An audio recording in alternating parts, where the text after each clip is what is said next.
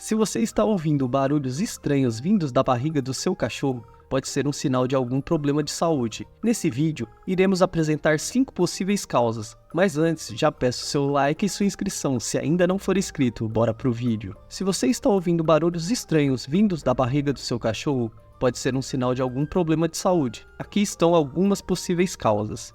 1. Gases. Assim como os seres humanos, os cães também podem ter flatulência, o que pode causar ruídos no estômago. Isso pode ser causado por uma dieta inadequada, ingestão de ar durante a alimentação ou problemas digestivos. 2. Indigestão. Se o seu cachorro comeu algo que não digeriu corretamente, como restos de comida, lixo ou objetos estranhos, isso pode causar barulhos na barriga. A indigestão também pode ser acompanhada de vômitos, diarreias ou outros sintomas. 3. Problemas intestinais. Condições como gastroenterite, colite ou inflamação intestinal podem causar ruídos abdominais. Esses problemas geralmente estão associados a sintomas como diarreia, perda de apetite, vômitos e desconforto abdominal. 4. Parasitas intestinais. A presença de vermes ou outros parasitas no intestino pode causar ruídos abdominais. Verifique se o seu cachorro está atualizado com o programa de desparasitação, recomendado pelo seu veterinário. 5. Obstrução intestinal. Se o seu cachorro engoliu um objeto que está obstruindo o intestino, isso pode causar barulhos na barriga.